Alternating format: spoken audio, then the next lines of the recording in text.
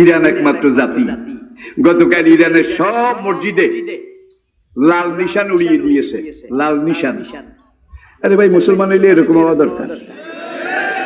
এবং ইরান ঘোষণা করেছে, ইরানের জাতীয় ন্যাশনাল গার্ডের প্রধান, এই লোকটা মুসলিম দুনিয়ার জন্য একটা নিয়ামত ছিল। এই লোকটা এমন ভাবে গত 10 বছর মধ্যপ্রাচ্যে এমন ভাবে হ্যান্ডেলিং করেছে, কন্ট্রোলিং করেছে, যুদ্ধনীতি করেছে, তা না হলে লেবানন, ফিলিস্তিন এগুলো অনেক আগে শেষ হয়ে যেত, অনেক আগে শেষ হয়ে যেত। কিন্তু লোকটা এত রণকুশলী ছিল। আজকে ইয়ামান আমেরিকা দখল করার জন্য গেছিল, সৌদি আরব লগে লগে, হ্যাঁ মিয়া ভাই যান, যান আপনি আমার মিয়া ভাই। দুবাইয়ে কাম যান আপনি আমার মিয়া ভাই। ইসরায়েলে আপনারা আমার বাবা দিগের। সুতরাং এদেরকে দখল করেন। ইরান এটা দখল করতে দেয় নাই। আজকে এত বছর গেছে, আমেরিকার দাঁতও ভেঙে গেছে, সৌদি আরব দুবাই এলাকাও দাঁত ভেঙে গেছে। ইরানে হাউসি বিদ্রোহী, ইরানপন্থী মিলিশিয়ারা এমন ভাবে জাগা মতো কোপ দেয়, জাগা ছিলেন জাগা মতো কোপ। সিরিয়া, এদিকে তাকান, একটা বিল্ডিংও নাই সিরিয়াতে ভাঙ্গা ছাড়া, সব একাকার, চূর্ণ বিচূর্ণ। কিন্তু সিরিয়াতেও আজকে আমেরিকার সাকরাতুল মউত চলছে, জান কবজ হওয়ার অল্প বাকি আছে। একমাত্র কারণ ইরান, একমাত্র কারণ ইরান, যার জন্য সর্বশেষ তারা সিদ্ধান্ত নিয়েছে যে ইরানের এই সেনাপতি যতদিন জীবিত থাকবে ততদিন মধ্যপ্রাচ্যে আমরা সৌদি আরবও দখল করতে পারবো না, ইয়ামনও পারবো না, ইরাকও পারবো না। সুতরাং এই লোকটাকে আগে মারা দরকার। লোকটা শহীদ হয়ে গেছে, লাশও খুঁজে পাওয়া যায় নাই। কিন্তু ইরান সব মসজিদের লাল পতাকা, মসজিদের গম্বুজে উঠিয়ে দিয়ে তারা বলছে আমরা সর্বাত্মক যুদ্ধ ঘোষণা করছি, আমেরিকা এবং বাতিলের বিরুদ্ধে সর্বাত্মক জিহাদ ঘোষণা করলাম। ট্রাম্পের কল্লা এটা কেটে কেউ যদি ইরানে এনে দিতে পারে তাকে 80 বিলিয়ন ডলার পুরস্কার দেওয়া হবে। ট্রাম্প কিন্তু খাদ্য হান্দাই গেছে, আগে যেখানে থাকতো এখন সেখানে থাকে না। গতকাল আজকে পুরো আমেরিকা মিছিলের শহর, 80টা শহরে মিছিল। যে ট্রাম্প একবার এক সিদ্ধান্ত নেয়, ইরানের এই বেড়ারে মারণের কি দরকার ছিল, আর ইরান যদি এগিয়ে আসে আমাদের নিশানাও থাকবে না। মুসলমান 10 জন এগিয়ে গেলেই কিন্তু কাম সারা। ঠিক কিনা বলেন, ঠিক কিনা বলেন? আমরা আমাদের কথা বলে লাভ নাই, আমরা তো হইলাম দোড়া সাপ আর মাডিয়া সাপ। আমাদের কোনো বৃষ্টিস নাই, তেজ মেজও নাই। আমরা এমন এক জাতি, এমন এক অবস্থা, তল্পি বাহক, অন্যের খুশিয়া বরদার, অন্যের খুশিয়া বরদার। ঠিক কিনা বলেন? ঘরের মালিকানা নিজেদের হাতে আছে কিনা এইটারও খবর নাই।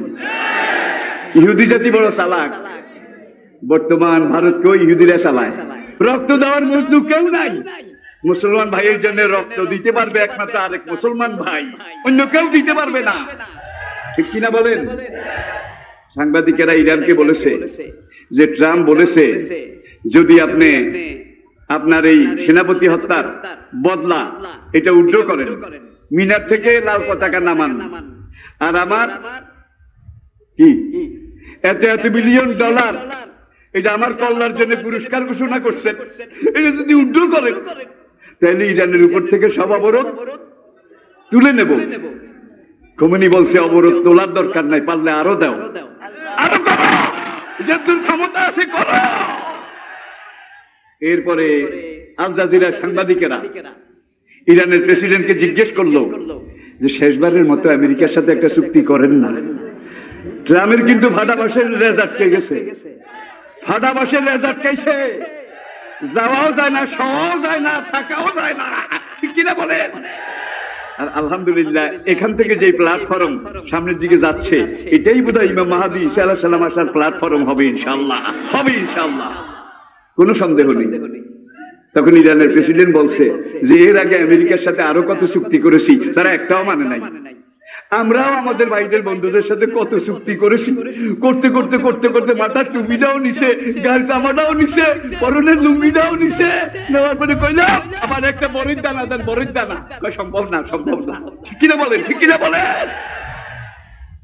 সম্পর্ক এটা একদিক থেকে হয় না, সম্পর্ক হয় ডুয়েল। ডুয়েল আমেরিকাকেও ইহুদিরা চালায়, ব্রিটেনকেও ইহুদি চালায়, জার্মানিকেও ইহুদি চালায়। সেদিন জাপান কেন্দ্রীয় মসজিদে আমি জুমার খুতবায় যখন খুতবা দিলাম, আলোচনা করলাম, জুমার পরে প্রশ্নোত্তর, সেখানে আমাকে একজন মুসলমান ভাই প্রশ্ন করলেন, অনারেবল মাওলানা আপনার কাছে জানতে চাই, ইহুদিদের এত ব্রেন, এত ধারালো, এত শার্প, এত পলিসিবাজ, আমেরিকার মতো দেশও তারা চালায়, জার্মানি ফ্রান্সের মতো দেশ ডাইরেক্ট না হইলেও ইনডাইরেক্ট তারা চালায়, তাদের কথায় চলে। ইহুদিদের মাথায় এই মগজ, এই ঘিলু, এটা কোথা থেকে আসলো? আমি বললাম, মাই ডিয়ার জেন্টলম্যান, একটা সত্য কথা আমাকে না বললেই নয়। আল্লাহর জমিনে, এই মানবতার ইতিহাসে জমিনের উপরে বসে 40 বছর মানার সালুয়া, বেহেশতের তৈরি খানা একটা জাতি খেয়েছে, যে জাতিটা বনি ইসরায়েল, ইহুদি জাতি। সেই বেহেশতের মানা সালুয়া বুজুর্গ, এত হাজার বছর পরেও ব্রেনের দিকে ইহুদি সব থেকে চালাক। আর বেশি চালাকি করতে গিয়ে ধরা খাইয়ে আবার বান্দর হয়েছে, ঠিক কিনা বলেন? ওদের বান্দরামি এখন চূড়ান্ত পর্যায়ে এসে উপনীত হয়েছে। আমি আমার আলোচনার শেষে বলবো, ইনশাআল্লাহ ইসলাম আসতেছে, পুরা দুনিয়াতে ইসলাম আসতেছে, এবং পুরা এই বিশ্বে ইসলাম আসার শুভেচ্ছা দেখা যাচ্ছে। আজকে বেঈমান গুগল আবিষ্কার করেছে, গুগল। আর এই গুগল সার্চ করে আপনি দেখেন, বুখারী মুসলিমের হাদিসে আল্লাহ রাসূল ইরশাদ করেছেন যে ইহুদিদের ইসরায়েলের লুদ শহরের গেটে ইমাম মাহদী আর ঈসা আলাইহিস সালাম দাজ্জালকে হত্যা করবেন। ইয়াকতুলুদ দাজ্জালা বিমাকানে লুদ্দিন, লুদ নামক স্থানে ঈসা আলাইহিস সালাম দাজ্জালকে হত্যা করবেন। মুসলিমের হাদিসে বলা হয়েছে যে ঈসা আলাইহিস সালাম দাজ্জালকে বিমাকানে লুদ্দিন, বেবাবে লুদ্দিন, লুদ শহরের গেটে ঈসা আলাইহিস সালাম দাজ্জালকে হত্যা করবেন। লুদ শহর দুনিয়ার মানচিত্রে ছিল না, ইসরায়েলেও ছিল না। আজ থেকে 21 বছর আগে ইসরায়েলের রাজধানী তেল আবিব থেকে 40 কিলোমিটার উত্তর পূর্ব দিকে ইহুদিরা একটা নতুন শহর তৈরি করেছে, এবং শহরটার নাম তারা রেখেছে লুদ। তাহলে লুদ শহর ছিল না, কিন্তু নবীজি হাদিসে বলেছেন লুদ শহরের গেটে। তাহলে লুদ শহর তৈরি হয়ে গেছে। গুগল সার্চ করেন, আমি নিজে সার্চ করে দেখেছি। আপনি লুড, লুড LOOD অথবা LOOT, লুট, লুট, তো লুট, এই দুইটাতে আপনি সার্চ করেন, লুট শহর আপনার সামনে এসে যাবে। আমি দেখেছি সেখানে শ্বেত পাথরের বিশাল গেট তারা তৈরি করেছে, এবং গেটে লাল অক্ষরে লেখা আছে, the king of piece will emerge here, আমাদের মুক্তিদাতা, মহান নেতা এখানে আগমন করবেন। এখানে না আসলে ঈসা আলাইহিস সালাম তারা হত্যা করবে কোনখানে? যারা যারা বছর আগে নবী বলছেন লুদ শহরের গেটে। আলহামদুলিল্লাহ লুদ শহরও তৈরি হয়েছে, গেটও তৈরি হয়েছে। তাইলে জল্লাদের, দাজ্জালের যেখানে তার কারবালা হবে, সেই জায়গা মুসলমানরা বানায় নাই, ইহুদিরাই অ্যাডভান্স বানায় রেখেছে। নবী যা বলেছেন দাজ্জাল সম্পর্কে, মাহাদী সম্পর্কে 26 জন সাহাবীর বরাতে রাওয়ায়েতে আল্লাহ রাসূল 70টা লক্ষণ উল্লেখ করেছেন। 70টার মধ্যে 65টা হয়ে গেছে, 5টা মাত্র বাকি আছে। এটা আমার আলোচনার বিষয় নয়। এই দিকে গেলে আবার অন্য কথা বলা হবে না। আচ্ছা, আসমানের দিকে আমরা একবার তাকাইলাম। এই আসমান মহাশূন্য, এটা সৃষ্টিতে আল্লাহর বিশাল কুদরতের করিশ্মা। প্রত্যেকটা তারা, গ্রহ, নক্ষত্র, ওয়াইজান নুজুমুন কাদারাব, অনেক নক্ষত্র বাজির মতো ফুটার পরে গ্যাসগুলো বের হয়ে যায়, সেটা মারা পড়ে কালো পাথরের মতো এইটা জমিনের দিকে আসে। আসার পরে এটা দুনিয়ার স্থলভাগে কোথাও পড়ে না। আমেরিকার কানাডা উপকূলে আটলান্টিক আর প্রশান্ত মহাসাগর যেখানে মিলিত হয়েছে, সব এই মরা তারা, আলো চলে যায়, ফুট করে বাস্ট হয়ে যায়। এগুলো সেখানে সাগরে পড়ে, যাতে করে স্থলভাগের মানুষের কোনো ক্ষতি না হয়। কোন বেড়ায় নিয়ে ওখানে ফেলে। আল্লাহু আকবার। ইন্নাল্লাহা আলা কুল্লি শাইইন ফাআলুল লিমা। এবার জমিনের দিকে তাকান। ওয়াইলাল আরদে কাইফা সুতিহা। তোমরা একটু জমিনের দিকে তাকাও, কিভাবে আমি এই জমিনকে বিছিয়েছি। জমিনের নিচে সাগর, সাগরের নিচে জ্বলন্ত অগ্নিকুণ্ড। আর আজকে বিজ্ঞানীরা যেতে যেতে যেতে এই দুনিয়ার নিচে যেই পর্যায়ে গেছে, সেখানে গিয়ে তারা দেখছে জমিনের প্রথম স্তর, যেটা প্রথম স্তর, এটার আয়তন হলো 34,000 কিলোমিটার। 34,000 কিলোমিটার। এখানের মাটিটা এঁটেল মাটি, বেলে মাটি, দোআঁশ মাটি, মাঝে মাঝে কিছু পাথর আছে মাটি ধরে রাখার জন্য। এইভাবে এইটা গেছে।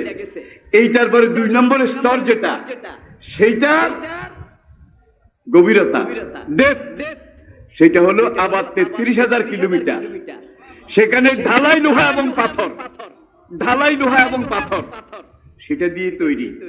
দ্বিতীয় 33 কিলোমিটার পার হয়ে আরো নিচে শেষ পর্যায়ে গিয়ে বিজ্ঞানীরা যেটা খুঁজে পেয়েছে, সেটা হলো গ্রানাইট পাথর। গ্রানাইট পাথর আর ইস্পাত ঢালাই করা জমিনের শেষ স্তর। সেখানে গিয়ে তারা আবার ড্রিল মেশিন চালিয়েছে, ছিদ্র করবে, গর্ত করবে, নিচে কি আছে। কিন্তু কোন মেশিন সেখানে কাজ করে না, কোন ড্রিল মেশিন সেখানে চলে না। এমন ইস্পাত লোহা দিয়ে ঢালাই করেছে। কে ঢালাই করছে? কোন ইঞ্জিনিয়ার, কোন কারিগর? যিনি আলা করলে, যিনি ফাআলুল লিমা, যিনি আন্নাল কুওয়াতা লিল্লাহি জামিয়া। তবে 1970-এ তারা শুরু করেছে। আর এই জায়গাটা হলো বর্তমান রাশিয়া এবং সাইবেরিয়া, এই 2 জায়গার মাঝখানে, যেখানে তারা 1970-এ শুরু করেছে। 1994 পর্যন্ত 24 বছর শুধু নিচের দিকে গর্ত করেছে আর গিয়েছে, গর্ত করেছে আর গিয়েছে, গিয়ে দিয়ে সর্বশেষ যে স্তরটা পেয়েছে, এখানে গিয়ে দেখে যে সেখানের উত্তাপ, সেখানের টেম্পারেচার 6000 থেকে 7000 ডিগ্রি সেলসিয়াস। 6000 থেকে 7000 ডিগ্রি সেলসিয়াস। কিন্তু সেখানে যে গ্রানাইট পাথর আর ইস্পাত ঢালাই করে জমিনের 33 কিলোমিটার দবজ, বুঝেন তো দবজ? এবার কি আমি বুঝাতে পেরেছি? পুরু পুরু সেখানে এই 33 কিলোমিটার পুরু যেটা, এটাকে আর ভাঙ্গাও যায় না, কিছু করা যায় না। তারা চেষ্টা করতেছিল, এক পর্যায়ে তারা শুনলো এই স্তরের নিচ থেকে লক্ষ কোটি মানুষের চিৎকার, কান্না, আহাজারি, রুনাজারি শুরু হয়। আবার সেখান থেকে গম গম গম গম আগুনের শব্দ হয়। তারা কয়েকদিন বিরতি দিল, দেওয়ার পরে আবার নামলো সেখানে। নেমে আবার যখন নিচের দিকে সিদ্ধ করার চেষ্টা করলো, তখন তারা আবার শুনলো লক্ষ লক্ষ মানুষ, মানুষের চিৎকার, কান্না, আর্তনাদ, জ্বলে গেলাম, পুড়ে গেলাম, পানি দাও, পানি দাও, শেষ হয়ে গেলাম, শেষ হয়ে গেলাম। কাল্লা ওয়াইন্না কিতাবাল ফুজ্জারি লাফি সিজ্জিন। আর আল্লাহ রাসূল সিজ্জিন বলেছেন সপ্তাবক জমিনের নিচে। কি গম গম গম গম জ্বলন্ত আগুনের শব্দ, আর লক্ষ লক্ষ মানুষ বাঁচাও বাঁচাও, জ্বলে গেলাম, পুড়ে গেলাম। তারা সেখানে থেকেই বলেছে, মুসলমানের কোরআনে একটা কথা আছে, কাল্লা ওয়াইন্না কিতাবাল ফুজ্জারি লাফি সিজ্জিন। আল্লাহু আকবার। বেনামাজি, বেরোজগারি, ফাসিক, ফুজ্জার, মদখোর, গাঁজাখোর, জুয়াখোর, ইয়াবাখোর, তারা মারা গেলে তাদের রূহ সিজ্জিনে যাবে। ওমা আদরাকা মা সিজ্জিন, কিতাবুন মারকুম। সেটা আল্লাহর একটা নির্ধারিত জাহান্নামের টুকরা। তখন এই নাস্তিক বিজ্ঞানী, আমেরিকান, ফ্রান্স, রাশিয়া, 3 দেশের 24 জন বিজ্ঞানী 1970 থেকে 94, কত বছর? 24 বছর খুঁড়ে গিয়ে সেখানে যখন এই চিৎকার, আগুনের গম গম শুনেছে, তখন তারা বলছে এইটা ওই কোরআনে যে নরক সিজ্জিনের কথা বলেছে, নিশ্চয়ই এইটার নিচে সেই সিজ্জিন আছে। আল্লাহু আকবার, আল্লাহু আকবার। কোরআন যেখানে যত কথা বলেছে, আজকে বিজ্ঞান যত গবেষণা করছে, যত রিসার্চ করছে, বিজ্ঞানের রিসার্চ যেখানে পূর্ণতায় পৌঁছেছে, আল্লাহর কসম কোরআনে এসে মিলে যাচ্ছে। বিজ্ঞানের গবেষণা যেই লাইনে যেই চ্যানেলে পরিপূর্ণ হয়েছে, সেটাই কোরআনে এসে মিলে যাচ্ছে। আর আল্লাহ পাক ১৫০০ বছর আগে বলেছেন, ইয়াসিন ওয়াল কুরআনিল হাকীম, বিজ্ঞানময় কোরআনের কসম করে আমি আল্লাহ বলছি। কোরআন কোনো বিজ্ঞান গ্রন্থ নয়, বিজ্ঞানের থিওরিও নয়, বিজ্ঞানের ফিলোসফিও নয়। ১৫০০ বছর আগে আল্লাহ নবী আরশে মুআল্লা থেকে, লহে মাহফুজ থেকে জিবরাইলের মারফতে যেই কোরআন পেয়েছেন, সেই কোরআনে যত কথা বলা হয়েছে, প্রত্যেকটা কথা আজকে বিজ্ঞান পূর্ণতায় এসেছে, কোরআনে এসে মিলে যাচ্ছে, কোরআনে এসে মিলে যাচ্ছে। আর বিজ্ঞানের যেই কথা এখনো কোরআনে মিলে না, তাহলে বুঝতে হবে বিজ্ঞানের এই লাইন এখনো ম্যাচিউরড হয় নাই, বালেগ হয় নাই। যদি বালেগ হয়, কোরআনে মিলে যেতে হবে। ঠিক কিনা বলেন? ঠিক কিনা বলেন? এই লাইনে আর আমি জমিনের আরো বহুত কথা রয়ে গেছে ভাই, এই দিকেরও বহুত কথা রয়ে গেছে। একদিনে তো সব কথা বলা যায় না।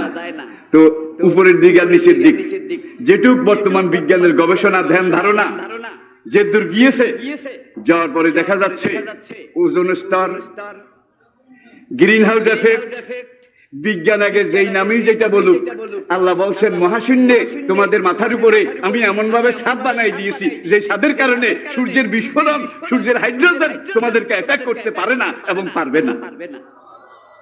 তাহলে অযৌক্তিক কোনো কথা আছে? অবৈজ্ঞানিক কোনো কথা আছে? এবারে আসুন, বোধহয় অসুবিধা হচ্ছে।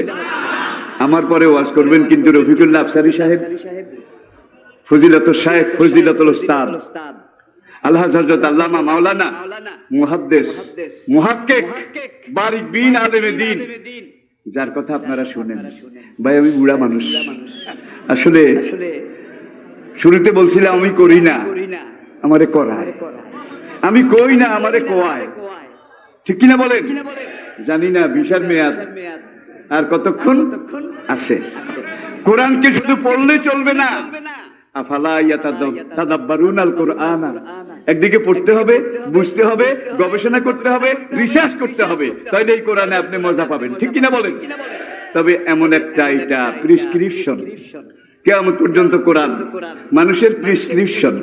ভাই বড় ডাক্তারের প্রেসক্রিপশন হাতে আসলে রোগী সাইরে না অসুখ এমনি ভালো হয়ে যায়। কি প্রেসক্রিপশন যদি পড়ে, তাহলে বাকি সাইরে না অসুখ ভালো হয়। ওষুধ খাই না 16 আনা। ঠিক কিনা বলেন? আর এই কোরআন আল্লাহ পাক এমন একটা প্রেসক্রিপশন মানুষের জন্য তৈরি করে দিয়েছেন অনন্ত কালের জন্য, যে এই কোরআন এইটা পড়তে হবে, বুঝতে হবে, জানতে হবে। বর্তমান পৃথিবীতে মুসলমান 250 কোটি, 250 কোটি। আর আপনারা যারা 5 ওয়াক্ত নামাজ ঠিক মতো পড়েন, ওয়াক্ত মতো পড়েন, আপনারা কোরআনের প্রথম সূরাটা দৈনিক কয়বার পড়েন? কয়েক ডজন বার, কয়েক ডজন বার। ফরজে, ওয়াজিবে, সুন্নতে, নফলে, ইশরাকে, তাহাজ্জুদে, চাশতে, আওয়াবিনে, লা সালাতা ইল্লা বিফাতিহাতিল কিতাব। প্রথম সূরা ফাতিহা না পড়লে নামাজ একদিনে কয়েক ডজন বার।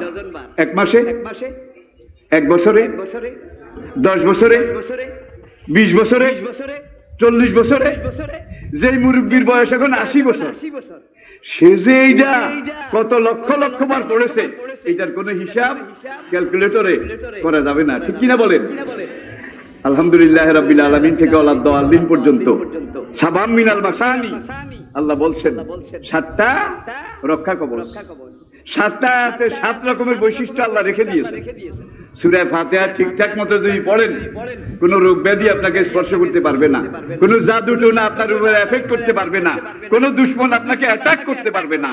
সূরা ফাতিহা উম্মুল কোরআন, সাবাম মিনাল মাসানি। ঠিক কিনা বলেন? তাহলে কত লক্ষ কত কোটি বার সূরা ফাতিহা পড়তেছেন, এখন 80 বছর বয়স এখনো পড়ে। এক জিনিস কত পড়া যায়, পড়তে পড়তে কার মন তিতা হয়ে গেছে একটু হাত দেখান। কি যিনি যত বেশি পড়েছেন তার পড়ার আগ্রহ তত কমে গেছে। বাড়ছে, তাহলে বোঝা যায় এখনো এইটার বেইল আছে। নোয়াখালীর বেইল আছে। যিনি যত বেশি পড়েছেন তার পড়ার আগ্রহ কমে নাই, বরং আরো বেড়ে গেছে। তাহলে লংজিভিটি আছে, ফিটনেস আছে। আর আল্লাহ একদিনে একবারের মতো ফিটনেস দিয়েছেন কিয়ামত পর্যন্ত, লাইফ গ্যারান্টি। এটার ফিটনেস কোনোদিন যাবে না। কিন্তু কোরআন ছাড়া অন্য যত কিছু আছে কোনো কিছুর কিন্তু ফিটনেস নাই। একটা কবিতা প্রথম বের হয়, কয়েকদিন মানুষে খুব হুমাহুম, কি সুন্দর একটা গান প্রথম আসে। বাচ্চারাও গায়, কিশোররাও গায়, যুবকরাও গায়, প্রৌঢ়রাও গায়, কোনো কোনো বুড়িয়াও। কয়েক বছর যাওয়ার পরে এটা আর কেউ গায় না। নতুন কি আছে ক? বাংলাদেশ হওয়ার পরে যে আলোড়ন সৃষ্টি করেছিল রমেশ শীলের আঞ্চলিক গান, শেফালি ঘোষ আর কল্যাণী ঘোষের ও পারানের তার তো ভাই সিডি দিলাম, পত্র দিলাম, নোয়াইলা কিল্লাই। এখন কি শোনা যায়? শোনা যায়। বেল শেষ, জোয়ারে এসেছে ভাটায়, হারিয়ে গেছে, বিলীন হয়ে গেছে। ঠিক কিনা বলেন? ঠিক কিনা বলেন? বাইদুয়ার দিয়ে আইসো তুমি নিশির কালে, মা বাপেরে লাগাই দিব মাংস দেখিলে। কয়েকদিন হুমাহুম কি গাউন গাইছে, এখন আর কেউ ক্যাসেটটা লাগাইলে তিনজনকে আরামদাদা এটা নামা। নতুন কি আছে ক? কিন্তু তুলনা করছি না, বুঝার জন্য বলছি, কিন্তু তুলনা করছি না। আপনাদেরকে এটা বুঝতে হবে যে ১,৫০০ বছর চলে গেল, প্রতিদিন কোটি কোটি মানুষ এইভাবে পড়তেছে। আপনি নিজেও পড়েছেন, যত পড়ছেন দেখা যায় এটা পুরান হয় না, এটা ইনভ্যালিড হয় না, এটা আউটডেটেড হয় না, চির নতুন, চির অম্লন, চির শাশ্বত, চিরন্তন। এটা হলো আল্লাহর কোরআন। ঠিক কিনা বলেন? আরো মজার কথা আছে, ওয়ালাকাদ ইয়াসসারনাল কুরআনা লিযিকরি ফাহাল মিন মুদ্দাকির। তোমরা কেউ যদি মুখস্থ করতে চাও, এই কোরআন এমন কোরআন যেটা মুখস্থ করা আমি সবচাইতে সহজ করে দিয়েছি। কয়েকদিন আগে পেপারে দেখলাম মাত্র ৭০ দিনে একটা বাচ্চা ৩০ পারা কোরআনের হাফেজ হয়ে গেছে। ৭০ দিনে বাংলাদেশের হাফেজেরা আন্তর্জাতিক বিশ্ব কেরাত প্রতিযোগিতায় দুনিয়ার এতগুলো মুসলমান রাষ্ট্রকে পরাজিত করে ফার্স্ট হয়। একবার নয়, বারবার। কোন ছেলে যদি খেলায় ফার্স্ট হয়, ভালো খেলে, কর্তৃপক্ষ তাকে নতুন বাড়ি, নতুন গাড়ি, কি সব কিছু করে দেয়, ভালো খেলাইছে। ঠিক কিনা বলেন? এরপরে আমাদের আইন যারা বানায়, আলহামদুলিল্লাহ, তাদের মধ্যে নায়িকা আছে, গায়িকা আছে, নর্তকীও আছে, প্লেয়ারও আছে। ঠিক কিনা বলেন? আমাদের মহামান্য প্রেসিডেন্ট কিছুদিন আগে ঢাকা বিশ্ববিদ্যালয় সমাবর্তন অনুষ্ঠানে বলছিল যে বাংলাদেশের রাজনীতি এখন রাজনীতিকদের হাতে নাই, এটা অন্য লোকদের হাতে চলে গেছে। রাষ্ট্রপতির কথা আমি কোট করছি না, আপনারা পত্রপত্রিকায় টিভিতে পড়েছেন, দেখেছেন, জেনেছেন। ঠিক কিনা বলেন? যার জন্য এখন আমাদেরকে বেঈমানরা গোল খাওয়ায়, শুধু গোল গোল।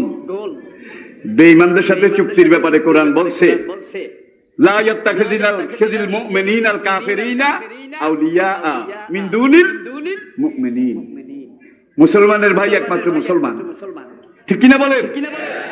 আর যত মুসলমান আছে এরা সব দুধের সরখানেওয়ালা মজনু। লাইলি মজনুর কিচ্ছা আপনারা জানেন, পারস্য উপন্যাস। লাইলির প্রেমে মজনু দিওয়ানা, ঘরহারা, বাড়ি ছাড়া, রাজপুরী রাজপুত্র হারা, বনে বনে কান্দে, বনে বনে কান্দে। কানতে কানতে লাইলির বাড়ির কাছে একটা বাগানে গিয়ে সেখানে বসলো। এখন বালির উপরে লেখে লায়লা, লায়লা, লাইলির নাম লেখে, লেখে আবার সেই দিকে তাকায়, আবার হাসে। যেই সৃষ্টিকর্তা এত সুন্দর লাইলি বানাইছে, যেই লাইলিকে দেখে আমার রাজপুরী গেল, রাজত্ব গেল, আমার সবকিছু গেল লাইলির নামে, আমি পাগল হইয়া গেলাম। সেই লাইলি জানি কত সুন্দর। আল্লাহু আকবার। এটা হলো ইশকে হাকিকি, আর একটা ইশকে মাজাজি। উলামায়ে কেরাম বুঝতেছেন ভালো। ইশকে হাকিকি, ইশকে মেজাজি। চূড়ান্ত পর্যায়ে এসে মজনু বলল, লাইলির প্রেমে দেশ বাড়ি সব ছাড়লাম, এত সুন্দর লাইলি যেই কারিগর বানাইছে সেই কারিগর জানি কত সুন্দর। এখন লায়লা লায়লা লায়লা এই জিকির বাদ দিয়া আল্লাহ আল্লাহ আল্লাহ, সেখানে চোখ বন্ধ করে বসে আল্লাহ আল্লাহ, লায়লা লায়লা না, এখন আল্লাহ আল্লাহ। লাইলি খবর পাইছে, পাগলায় ওখানে কান্দে। লাইলি লোহার শৃঙ্খল এটাকে ছিঁড়ে বাঁধন খুলে সেই দিকে যাচ্ছে। সামনে গিয়ে এখন বলে লাইলি তোমার এসেছে ফিরিয়া, মজনু গো আঁখি খোলো। ভুলে গেছেন বোধ হয়। লাইলি তোমার, আহা কি ফিলোসফি, লাইলি তোমার এসেছে ফিরিয়া, মজনু গো আঁখি খোলো। যত কান্দে যত বিলাপ করে মজনু এখন নিচের দিকে চেয়ে লায়লা যেখানে লেখছে সেখানে লেখছে লায়লা পড়ে আল্লাহ, লেখছে লায়লা পড়ে আল্লাহ। এই লায়লা যার জন্য আমি এত কিছু করলাম, এত সুন্দর লায়লা যে বানাইছে সেই মহাকারিগরের দেখা কবে পাবো? আর এবনর্মাল হওয়ার আগে, এবনর্মাল বেহুশ হওয়ার আগে লাইলি প্রত্যেক দিন এক বাটি দুধ চাকরকে দিয়ে ওই জঙ্গলে মজনুরে পাঠাইতো।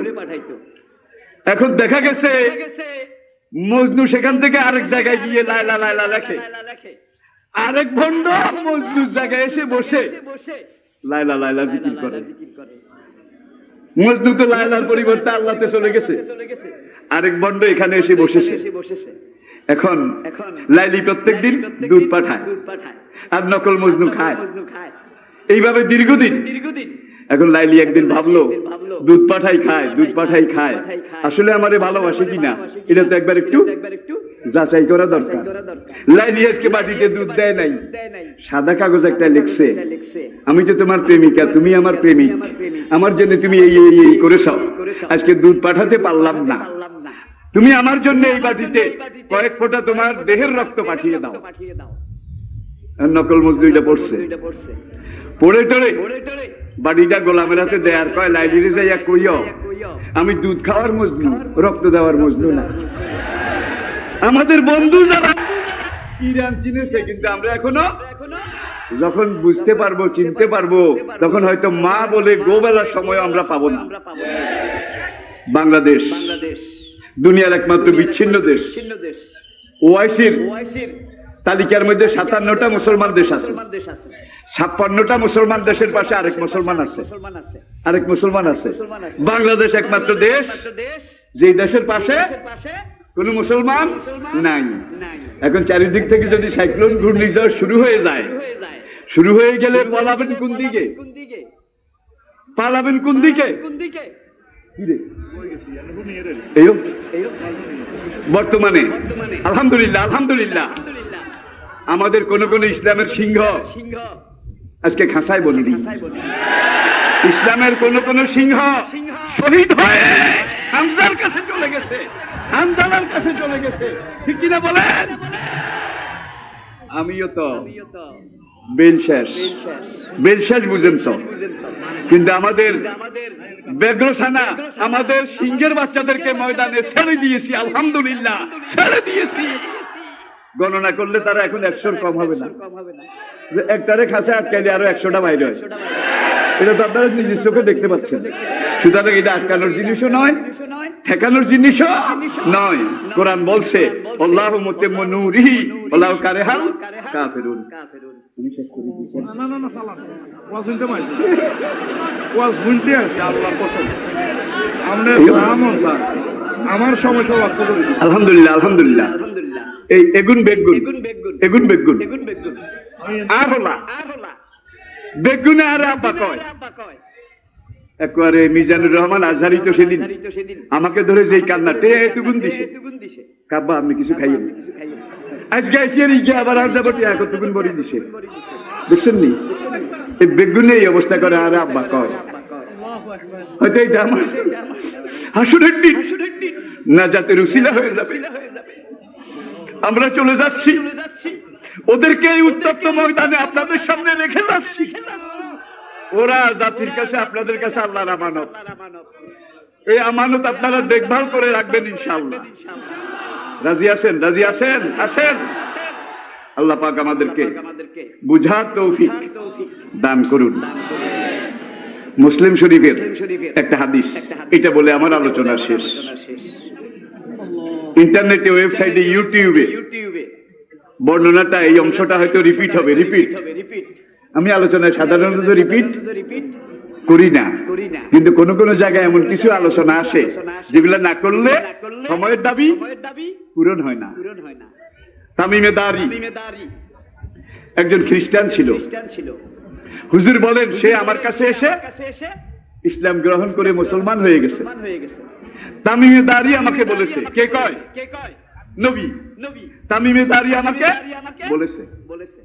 আর মুসলিমের এই হাদিসটা রওয়ায়াত করেছেন ফাতেমা বিনতে কায়েস রাদিয়াল্লাহু তাআলা আনহা, এক সাহাবিয়া। তিনি হাদিসটা বর্ণনা করেছেন। তামিমে দারি বলেন যে আরবের লোখাম গোত্র এবং যোগাম গোত্র, এই দুই গোত্রের 30 জন লোক সঙ্গে নিয়ে একবার আমরা সাগর ভ্রমণে বের হলাম। সাগরের পানিতে আমাদের নৌকা, বড় একটা নৌকা ভাসিয়ে দিলাম। তখন ইঞ্জিন ছিল না, বাদামে চলতো। নবীজির মামা, মা আমেনার মামতো ভাই, আমেনার মামতো ভাই হুজুরের কি মামা নাম। পরবর্তীতে ইসলামের সেনাপতিদের একজন হযরত সাদ ইবনে আবু ওয়াক্কাস রাদিয়াল্লাহু তাআলা আনহু। মক্কার নির্যাতন, মায়ের খেয়ে খেয়ে আতিষ্ঠ হয়ে আবিসিনিয়া যারা গেছে তাদের একজন। এই হুজুরের মামা সাদ ইবনে আবু ওয়াক্কাস, তিনি সেখান থেকে একটা জাহাজ নিয়ে সাগর পথে রওনা করলেন ইসলামের দাওয়া কাজে, দাঈ আল্লাহ হিসাবে। সেখান থেকে রওনা করে প্রথম ভারতের মালাবার দ্বীপপুঞ্জ সেখানে আসলেন। সেখানে কয়েকদিন দাওয়াতি কাজ করে দক্ষিণ ভারতের কেরালা সেখানে গেলেন। সেখানে 1 মাস ছিলেন। আর বর্তমান ভারতের উত্তরাঞ্চল, উত্তর পূর্বাঞ্চল আর এই পুরো তাদের বর্তমান পশ্চিমবঙ্গ, এগুলো বাদ দিলে দক্ষিণ ভারতের কেরালায় কিন্তু মুসলমানের সংখ্যা সবচাইতে বেশি। কারণ হইল সাদ ইবনে আবু ওয়াক্কাস এখানে এসে নবী বিদায় হজের ভাষণ শেষ করেছেন। ফালিয়ুবাল্লিগি শাহিদুল গায়েব, যারা এখানে উপস্থিত নাই আর যারা উপস্থিত আছো, তোমরা উপস্থিতদেরকে আমি বলে গেলাম আমার এই কথাগুলো কিয়ামত পর্যন্ত বংশ পরম্পরায় মুসলমানের কাছে পৌঁছানোর দায়িত্ব তোমাদের উপর আমি ছেড়ে গেলাম। নবী দায়িত্ব দিয়েছেন। সেখানে সাহাবা ছিলেন আহমদের বর্ণনা অনুযায়ী 1,24,000। রিপিট, 1,24,000। বালাজুরির রাওয়ায়াত অনুযায়ী 1,40,000। ইনারা সবাই হাফিজে কোরআন ছিলেন, সবাই।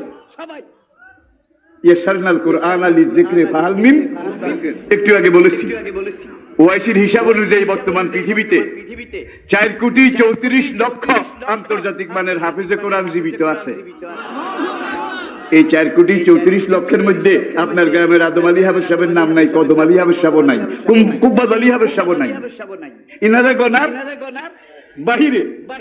এই 4,34,00,000 সব আন্তর্জাতিক মানের, যারা বিশ্ব ক্রীড়া প্রতিযোগিতার মতো অনুষ্ঠানে স্টেজে দাঁড়ায়, বিসমিল্লাহ পড়ে শুরু করে মিনাল জিন্নাতে, একবার একটা লোকমাও লাগে না। তুফানি হাফেজের সংখ্যা 4 কোটি। কিন্তু তাওরাত যে যুগে নাজিল হয়েছিল, তাওরাতের ভাষা ছিল হিব্রু। আজ তো নাই, পরবর্তীতেও নাই, কোনোদিন হবেও না। মুসা আলাইহিস সালামের জমানায় বোধহয় তাওরাতের একজন হাফেজ সাহেব ছিল, একজন কি একজনও যদি থাকতো, ওইটা এনসাইক্লোপিডিয়া লেখা থাকতো, একজনও ছিল না।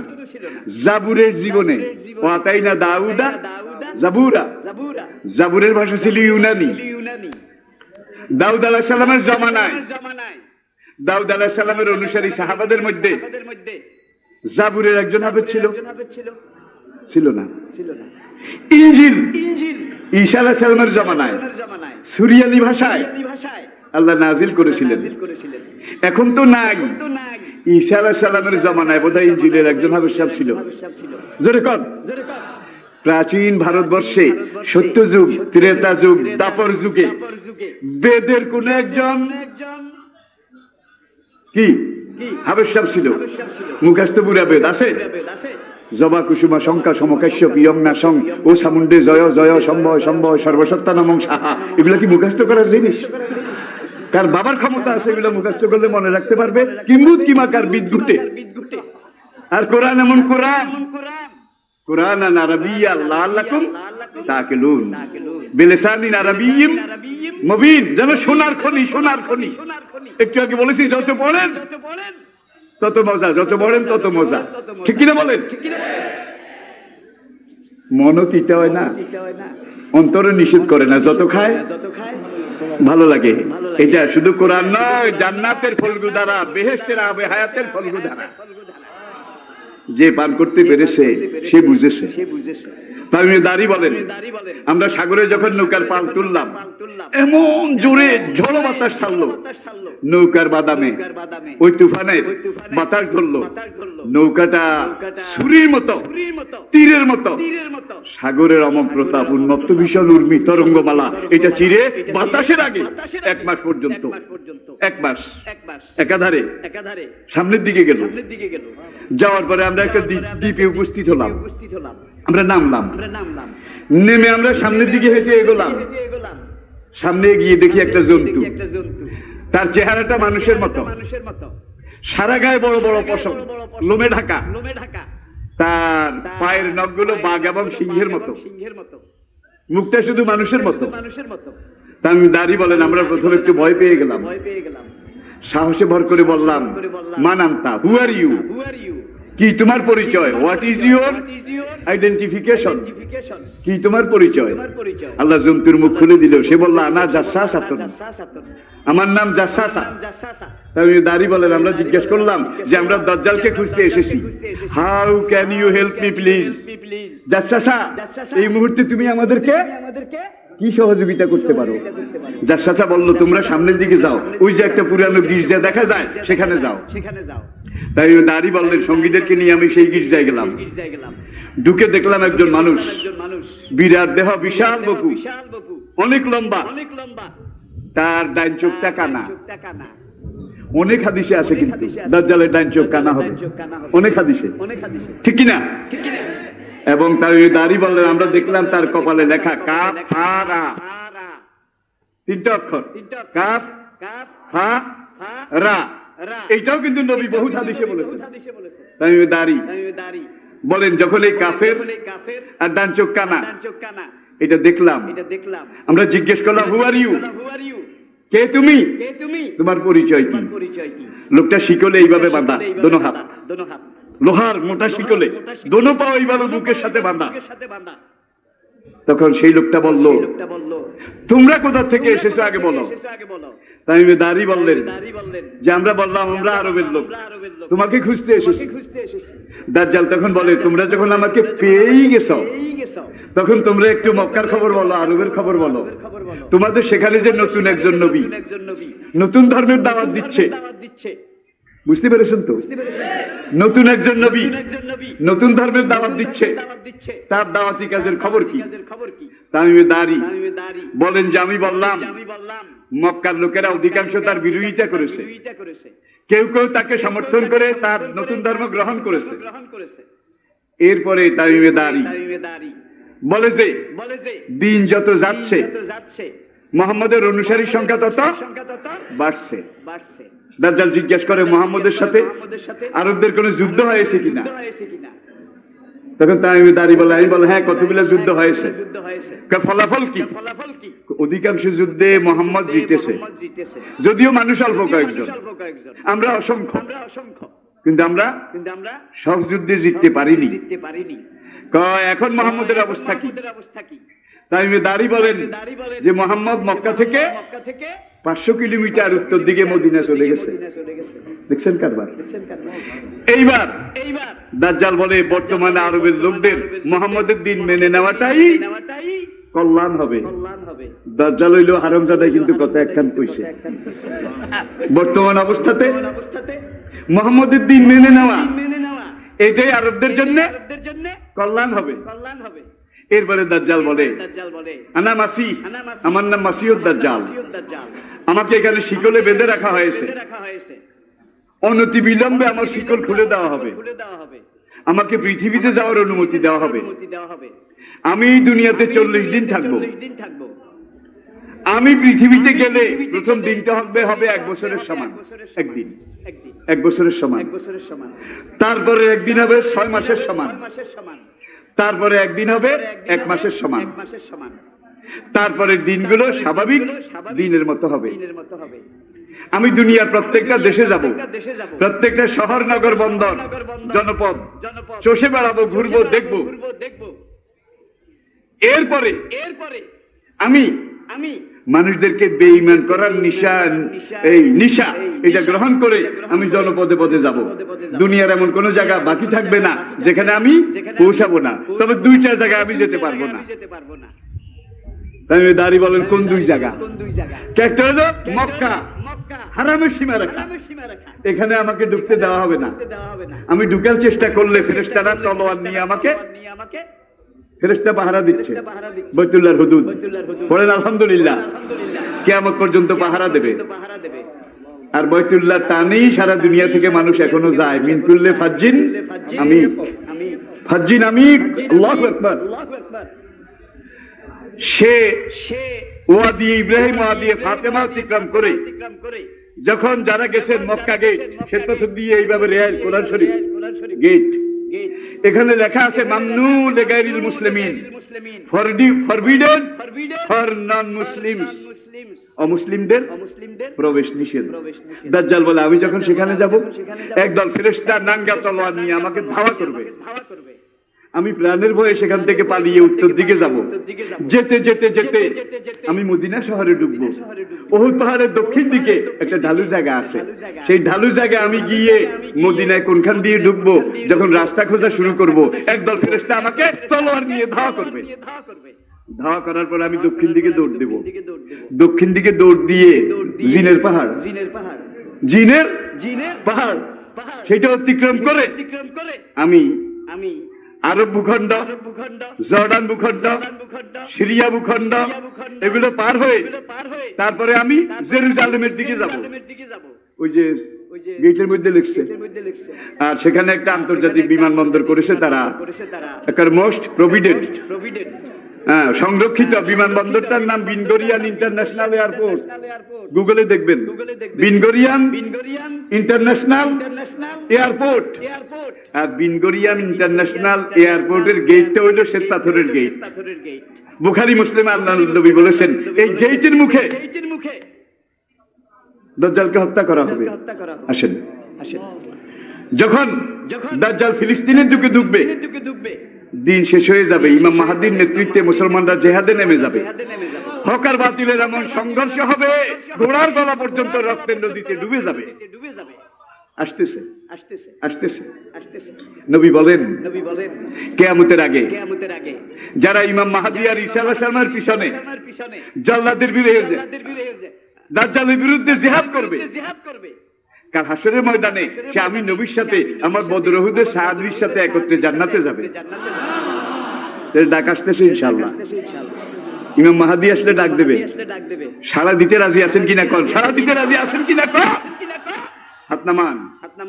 হুজুর ইরশাদ করেছেন কিয়ামতের আগে ওই উম্মত দুনিয়ার শ্রেষ্ঠ উম্মত হবে যারা দাজ্জালের বিরুদ্ধে নাঙ্গা তলোয়ার নিয়ে জিহাদে নামবে এবং ঈসা আলাইহিস সালামের সহযোগিতা করবে। সারা দুনিয়া থেকে মুজাহিদেরা যাবে। হাদিসের প্রথমে যে খোরাসান থেকে যাবে, ইরান থেকে যাবে, কাশ্মীর থেকে যাবে, খুব খেয়াল করিয়েন, ইয়ামান থেকে যাবে, ইরাক থেকে যাবে, ফিলিস্তিন থেকে যাবে, সিরিয়া লেবানন থেকে যাবে, এবং যেখান যেখান থেকে মুজাহিদেরা ইমাম মাহদী ঈসা আলাইহিস সালামের পিছনে